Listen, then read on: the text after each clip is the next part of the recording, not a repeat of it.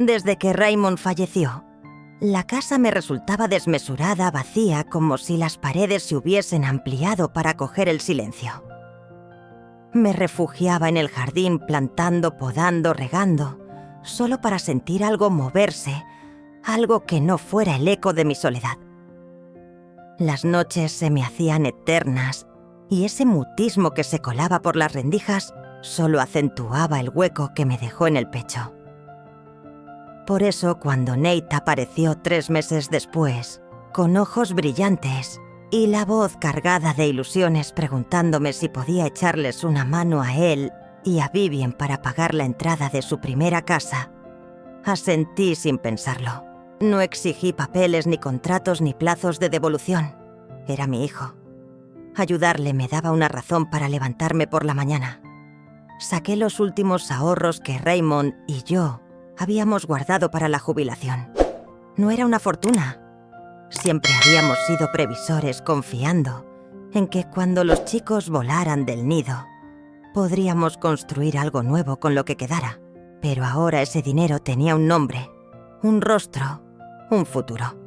Era el primer ladrillo del sueño de Nate. Le entregué el cheque una tarde en la cocina, mis manos temblando un poco como si supieran algo que mi corazón aún no aceptaba. Le dije que confiaba en él. Me besó la mejilla y prometió que jamás me arrepentiría. Cuando se mudaron a aquella casa azul, al otro lado de la ciudad, fui a visitarlos con una cesta sábanas recién lavadas, 2 tartas de manzana y una regadera que pinté para adornar su porche. Vivien me recibió con una sonrisa apresurada, más pendiente de las cortinas que de mi presencia. Nate me dijo que en cuanto pudieran estabilizarse, me devolverían el gesto. Yo no esperaba nada. No llevaba la cuenta. Siempre creí que el amor, cuando es verdadero, no se mide en cifras ni se guarda en balances. Pensaba que si uno sembraba suficiente ternura, entrega y paciencia, el cariño crecería por sí solo. Que la lealtad no era una inversión perdida, sino una semilla de futuro. Pero los años pasaron, y donde antes hubo gratitud, ahora solo quedaba la costumbre. Y me descubro en estas noches aún más largas, preguntándome qué ocurre cuando quienes recibieron todo de ti actúan como si nunca les hubieras dado nada. El asado seguía humeando sobre la mesa cuando Leora cruzó la puerta sin previo aviso. La última vez que supe de ella, estaba enterrada hasta el cuello en un proyecto en Seattle y no pensaba volver hasta el otoño. Pero allí estaba con las mejillas aún encendidas por el viento helado, el abrigo todavía abrochado y los brazos cargados de flores y una botella de vino. Me dio un beso fugaz en la mejilla y susurró: «Quería darte una sorpresa». Nos acomodamos alrededor de mi antigua mesa del comedor, yo, Nate, Vivien, los niños, y ahora también Leora, todos apretujados entre los manteles deshilachados que llevaban 2 décadas conmigo. Como siempre, Leora llenó su plato con precisión, hileras simétricas de verduras y una única rebanada de pan colocada con delicadeza. Habló un rato del vuelo del trabajo de una nueva ruta que había descubierto el fin de semana anterior. Nate y Vivien asentían con sonrisas corteses, aunque noté que Nate desviaba la mirada una y otra vez hacia su calculadora portátil inquieto, como si llevara la cuenta de algo más importante que aquella cena. Y entonces, justo a mitad del segundo plato, se giró hacia mí. Su tono era despreocupado, casi trivial, como quien comenta el pronóstico del tiempo. «Mamá, ¿los $2.000 que te envío cada mes siguen siendo suficientes o necesitas algo más?» El tenedor se me quedó suspendido en el aire helado. No fue solo el silencio lo que invadió la sala. Fue una detención absoluta del tiempo. La observé lentamente intentando asimilar cada sílaba. ¿Qué dinero? Ella frunció el ceño confundida. El dinero que te he estado enviando a través de Nate cada mes desde hace 2 años. Sentí una presión en el pecho, una tensión eléctrica que vibraba en el aire. Me giré hacia Nate. No pronunció ni una palabra. La mano de Vivien se aferraba con rigidez a la servilleta, aunque mantenía su sonrisa perfectamente inmóvil. Los niños alzaron la vista de sus platos perplejos por aquella atmósfera densa que había ahogado hasta el murmullo de los cubiertos. Volví a mirar a Leora, que ya rebuscaba en su bolso. Sacó el móvil con gesto decidido, mientras Nate por fin se atrevía a hablar con la voz resquebrajada. Nos hemos ocupado de todo, de algunas gestiones, por su bien. La voz de Leora cortó el aire afilada y cristalina. Durante 2 años. Te prometí que ella jamás tendría que preocuparse por nada. Pero en ese instante me quedé sin palabras. La garganta me ardía como si tuviera papel de lija dentro, las manos heladas, y en el pecho una presión muda nauseabunda que me oprimía las costillas como si alguien me hubiera vaciado por dentro. Alcé la vista hacia ese sol al que un día dediqué mis últimos ahorros y solo pude preguntarme cuánto tiempo llevaba gestándose esta traición justo frente a mí, mientras yo sonreía como una idiota. ¿Cómo pudo mi propio hijo esconderme algo así? ¿Qué demonios hicieron con todo ese dinero tras la muerte de Raymond? Ni siquiera tuve el lujo de derrumbarme. El luto no pagaba la luz y las facturas no se condolían de nadie. Los niños ya no eran unos críos. Leora tenía 17 años. Nate acababa de alcanzar los 20. Cogí un segundo empleo en aquel restaurante de carretera en Maine. Servía cafés a camioneros al amanecer y por la noche doblaba sábanas con olor a desinfectante en un motel que apenas levantaba polvo. Dormir se volvió un lujo esporádico. Me perdí los cumpleaños, los conciertos del coro, la dichosa obra de teatro de otoño. Me repetía que era algo pasajero solo hasta que volviésemos a estabilizarnos. Pero lo verdaderamente demoledor no era el cansancio, sino la farsa diaria. Fingía estar entera para que ellos creyeran que todo seguía bajo control, que el mundo no se nos caía a pedazos. Llegué a recortar cupones hasta tener calambres en los dedos. Vendí mi anillo de compromiso la semana que la calefacción decidió morir en pleno diciembre. Me quedé con la alianza. No tuve valor para desprenderme del todo, aún no. Leora aprendió a cocinar y a hacer milagros con el presupuesto antes de que la mayoría de sus amigas supieran usar una tarjeta bancaria. Siempre fue comedida observadora, jamás pedía nada que no fuera estrictamente necesario. Entró en la universidad sin un solo céntimo mío. Acepté becas. Acepté trabajos mal pagados y nunca protesté. Nate, en cambio, tenía una facilidad inquietante para vivir por encima de nuestras posibilidades. Un descuido con la tarjeta, un préstamo a un amigo que jamás volvió. Cada vez que lograba maquillar el desajuste, yo me convencía de que solo atravesaba una mala racha. Me llamaba. Su amigo una vez me soltó que Nate no sabía qué haría sin mí. Me aferré a esas palabras más de lo que debía. Incluso cuando él y Vivien se fueron a vivir juntos, fui yo quien pagó la fianza, quien amuebló aquel piso y asumió las facturas durante su primer año. Leora se ofreció a enviar dinero en cuanto lograse el ascenso en la otra punta del país, pero Nate insistió que no, que él se haría cargo.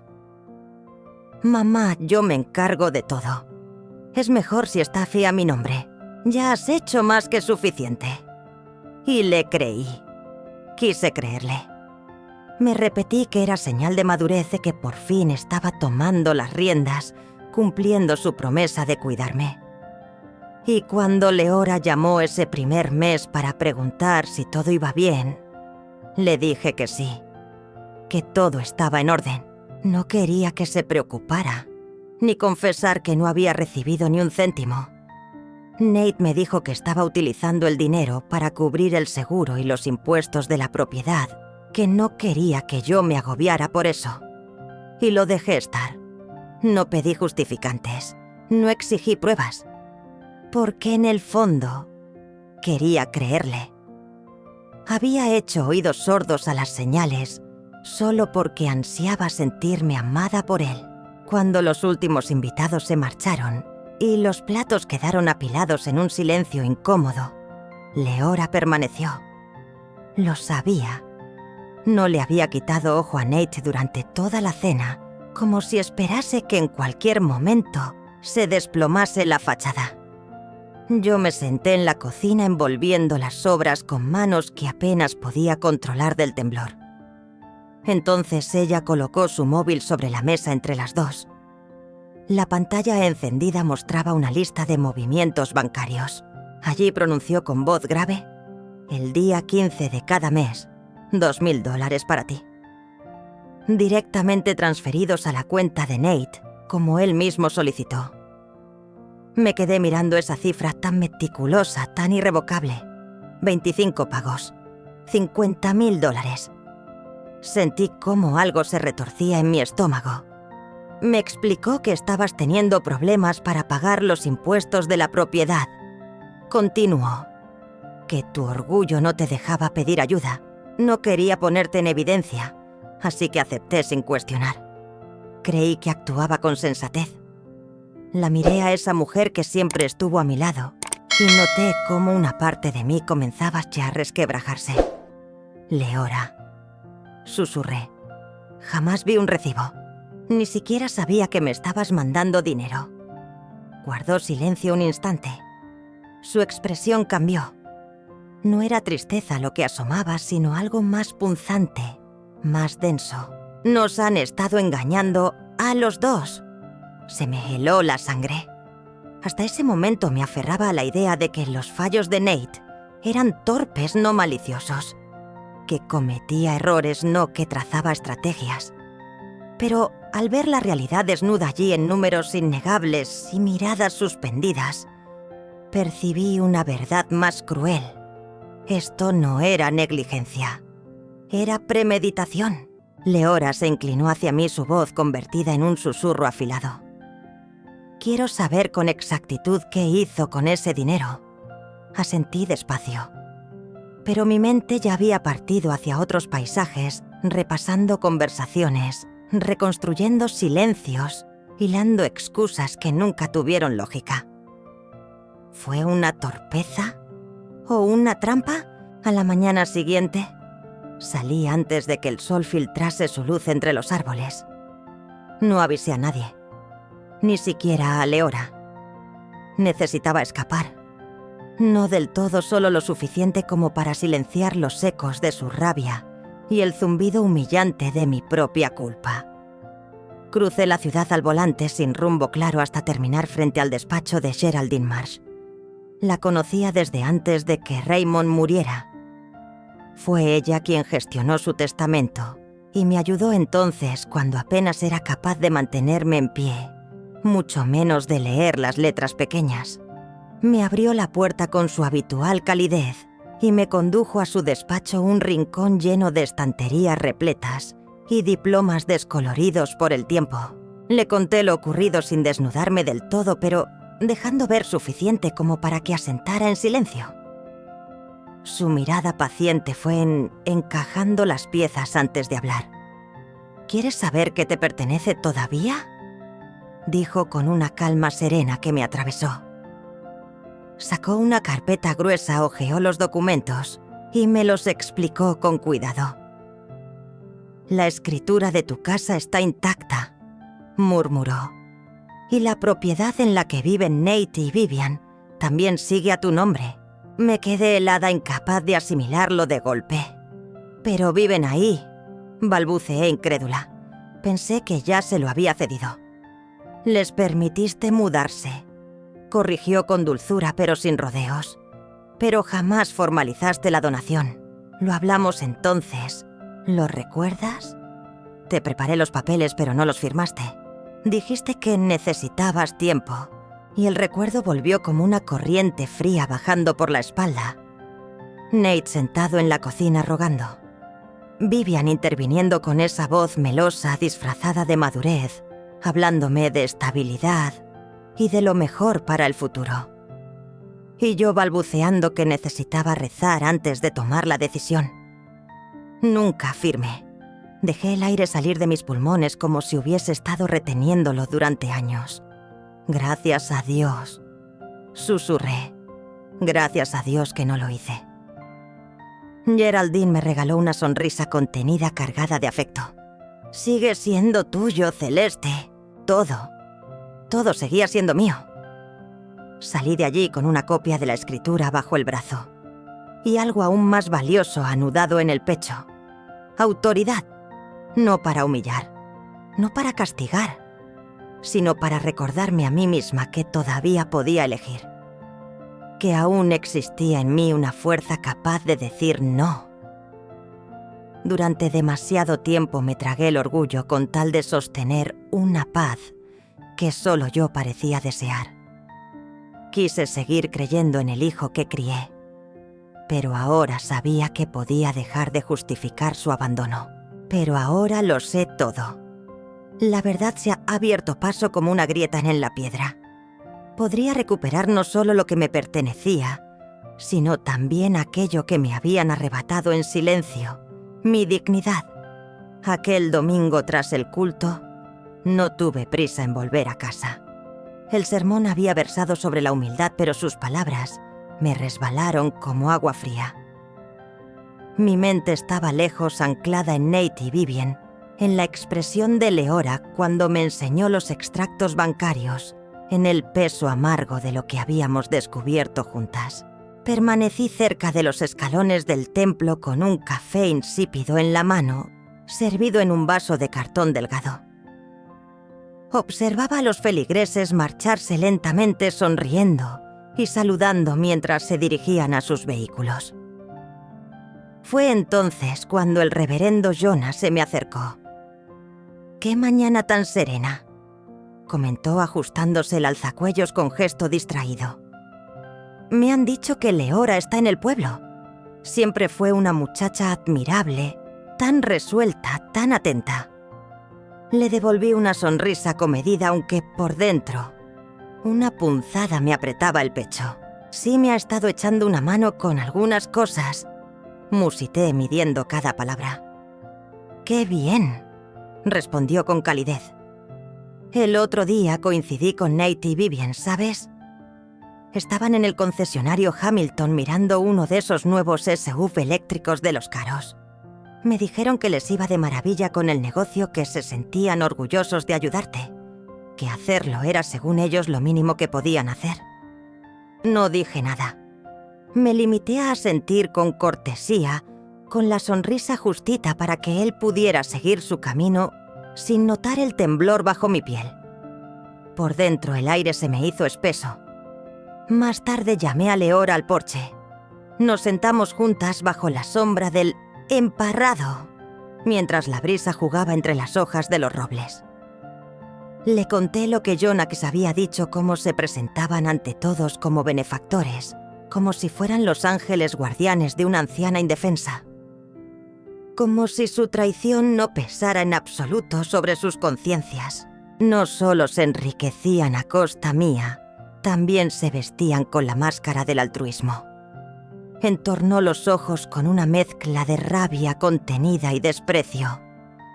No se conformaban con robar, lo presentaban como un acto de generosidad. Asentí lentamente, sintiendo cómo cada palabra pesaba más que la anterior. Se apropiaron de mi nombre para labrarse una reputación impoluta.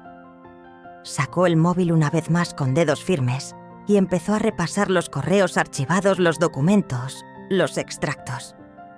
«Lo tengo todo», murmuró. «Cada transferencia, cada anotación. Me aseguraré de que llegue a las manos adecuadas».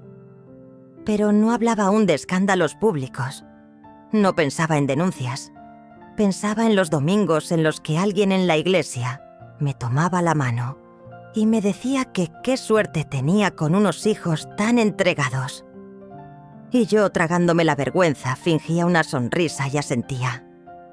No solo me habían engañado, Habían edificado una mentira con mi rostro dentro. Se habían inventado una historia donde ellos brillaban como salvadores y yo era una figura frágil y agradecida. Esto iba más allá del dinero. Era una cuestión de dominio. De estar en una sala repleta de aplausos dirigidos a ellos por gestos que jamás realizaron, mientras yo de pie a su lado los celebraba sin saber que aplaudía mi propia humillación. Ahora lo comprendía. Las comidas familiares, las llamadas afectuosas, los abrazos cronometrados. Todo obedecía a una coreografía minuciosa. No era cariño, era cálculo. El vecindario como público, el jardín como escenario, las palabras dulces como libreto, y yo, su actriz principal sumisa y complacida, silenciosa, cómplice involuntaria. Eso se acabó. ¿Cuánto tiempo llevaban interpretando esa farsa? ¿Cuánto llevaban alimentándose de mi silencio? Pero no dije nada. No alteré el guión. Preparé la barbacoa como siempre. Hamburguesas a la plancha, ensaladilla, té frío en jarras antiguas.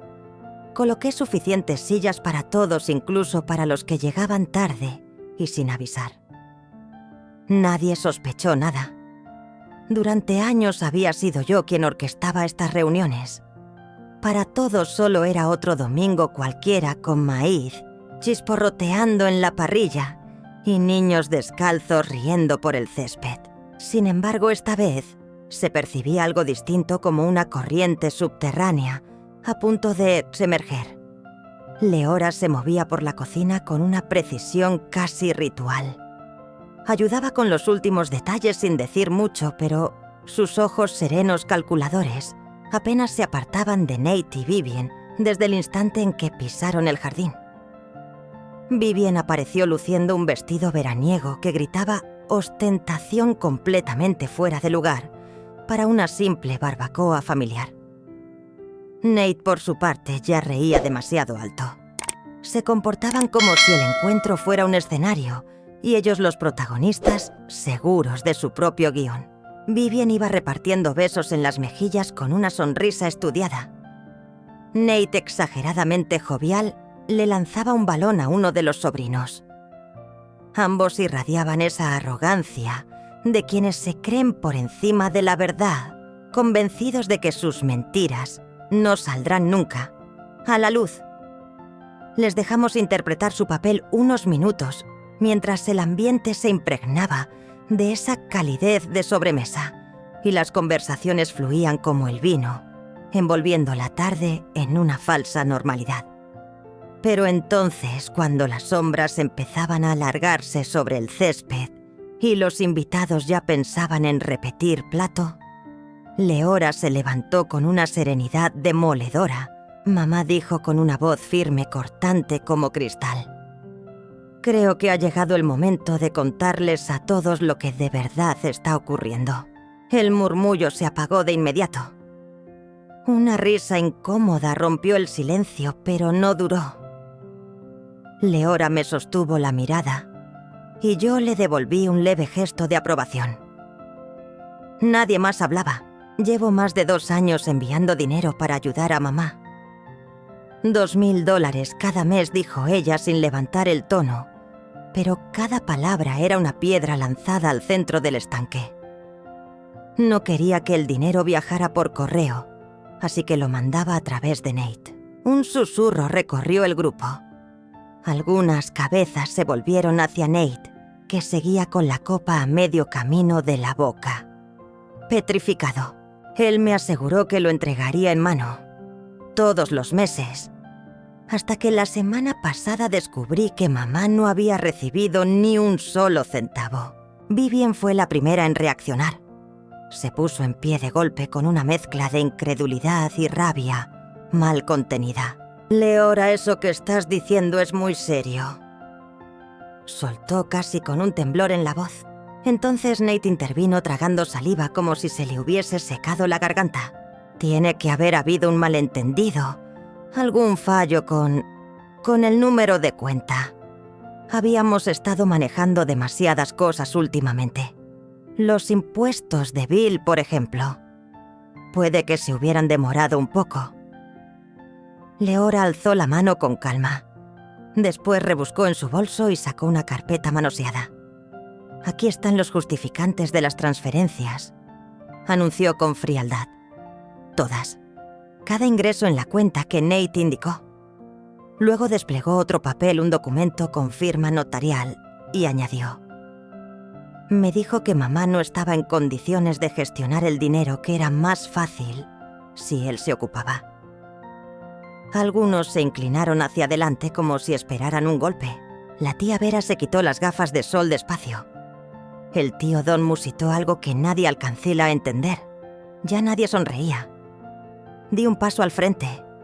Mi voz no era fuerte, pero cada palabra resonó nítida. Solo quiero que conste una cosa: en ningún momento me sentí desbordado. No pedí ayuda. Y jamás vi ni un solo euro de lo que Leora transfirió. El rostro de Viven era ahora una máscara vacía.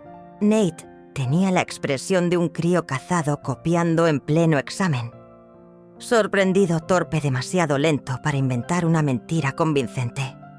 «Y hay más», proseguí sin levantar el tono.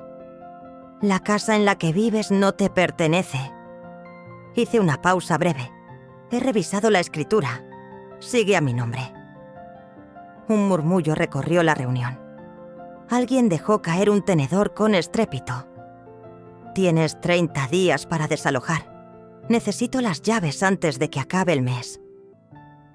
No que hubo gritos, tampoco escenas, solo silencio. La verdad se desplomó en medio del patio como una losa lanzada al agua. Leora se dejó caer en su silla pálida. Yo regresé junto a la parrilla. Nadie retomó la conversación de inmediato. Algunos cuchicheaban, otros miraban a Nate y a Viven como si acabaran de ver algo que no querían saber. Muchos directamente apartaban la mirada. Di la vuelta a la última hamburguesa. Cerré la tapa. El humo se elevó recto hacia el cielo como si sellara una página que ya no se podía reescribir. Y por primera vez en mucho tiempo no sentí la necesidad de justificarme. Cuando la máscara cae, ¿acaso se puede volver a colocar sin que todos noten el pegamento? No quisieron fingir. Lo hicieron con elegancia. A los pocos días de aquella barbacoa maldita, Nate y Vivian comenzaron su siembra envenenada. En la farmacia, en la oficina de correos, en los bancos del parque. Rumores disimulados sobre mis lagunas mentales, mi supuesta confusión. Una traición dentro de la familia propagados con voz temblorosa por una mujer mayor que fingía dolor y desconsuelo. Vivian incluso llegó a derramar lágrimas en la reunión del círculo de mujeres, asegurando entre sollozos que estaban siendo vilmente castigados por haber intentado salvarme. Pero la verdad, cuando es firme y honesta, echa raíces más profundas que cualquier chisme. Leora colgó en la red los documentos de transferencia, acompañados por una declaración comedida y serena, en la que relataba lo que realmente ocurrió. No hubo insultos. No lanzó acusaciones directas. Solo ofreció los hechos desnudos y contundentes. Las figuras respetadas del pueblo como el reverendo Jonah o la señora Kim, de la junta de la biblioteca, reaccionaron con silenciosa determinación. Un me gusta, una compartida sin comentarios. Llevaban demasiado tiempo conociéndome como para tragarse esa versión torcida de la historia. Y en apenas 7 días, Vivian recibió una petición oficial para dimitir del comité de recaudación que lideraba. «Queremos recuperar la confianza de la comunidad», le explicaron. El grupo de póker de Nate dejó de incluirle en las partidas. El hombre que antes era recibido con sonrisas y abrazos, ahora se enfrentaba a puertas cerradas y miradas esquivas. No respondí. No me rebajé a discutir, ni a justificarme, ni a mendigar comprensión. Simplemente retomé mis martes de mercado, Cuidé con esmero mis tomateras, saludé a los vecinos que conocía desde antes de que mis hijos supieran pronunciar sus nombres. Cuando alguien me preguntaba cómo me encontraba, respondía con una sonrisa serena: «Mucho mejor, gracias». A veces sorprendía a Nate vigilándome desde su coche aparcado con sigilo, al otro lado de la calle, como si intentara descifrar cuánto me había roto por dentro. Pero no quedaba nada que se pudiera romper. No había odio ni ansias de ajuste de cuentas. Solo una calma nueva, limpia, que llega cuando uno se libera del peso que otros esperaban que llevaras para siempre. A veces la venganza más poderosa no se ejecuta con estruendo, sino con una ausencia total de rencor. ¿Existe justicia más perfecta que mirar atrás sin amargura? Me trasladé a la cabaña al comenzar la primavera, justo cuando los cornejos estallaban en flor, como si el invierno jamás hubiese existido. La casa estaba junto a un río tranquilo, de esos que fluyen sin prisa, como si también hubieran aprendido a soltar. El escalón de la entrada crujía dulcemente al pisarlo, y el porche amplio se llenaba de luz cada mañana. No exigía nada salvo presencia. Leora venía los fines de semana. Sembró lavanda y romero bajo las ventanas, levantó un bancal para tomates y calabacines, y decoró el sendero con piedras pintadas a mano, en tonos suaves, como si con cada detalle dijera: «Aquí por fin puedes quedarte en paz». Trabajaba en silencio con un leve tarareo que flotaba entre las paredes, deteniéndose de vez en cuando, solo para preguntarme si tenía sed o si prefería que ese rincón fuera para los girasoles. Nunca mencionábamos a Nate. Ese capítulo se había cerrado sobre sí mismo, sellado, con un silencio que ya no pesaba como antes, sino que simplemente estaba. No quedaba nada que explicar. Él eligió su camino.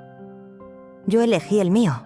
Cada amanecer me encontraba con el canto pausado de los pájaros, el rumor constante del agua y el crujido suave de la mecedora que oscilaba junto a la mía.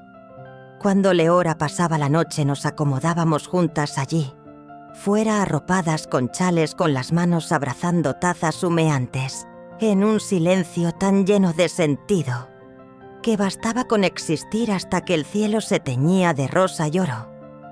Una de esas mañanas, mientras la luz se filtraba entre los árboles y acariciaba los parterres, me giré hacia ella y le susurré: «Es como si mi alma por fin respirara de nuevo». Ella no contestó. Solo me sonrió y me apretó la mano. No era la vida que había soñado, pero era íntegra, serena mía. Es posible que la sanación empiece justo en el instante en que dejas de esperar que cambien, en que aceptas que el amor que no se honra se convierte en deuda impagable. Durante años confundí la entrega con amor, el silencio con paz, y me inmolé una y otra vez para demostrar que merecía quedarse. Pero el amor no tiene valor si no se sostiene en ambas direcciones. He dejado de exigir afecto a quienes jamás pensaron ofrecerlo, a quienes solo vieron en mí lo que podía dar, pero jamás se detuvieron a ver quién era. He comprendido que la dignidad no te la arrebatan, se entrega, y yo las había cedido sin darme cuenta. Ahora la estoy recobrando hebra por hebra, no desde el rencor ni con ánimo de revancha, sino con una lucidez que corta más que la ira. ¿Alguna vez has querido a alguien que interpretó tu sacrificio como obediencia? ¿Y cuándo fue que por fin dijiste: basta?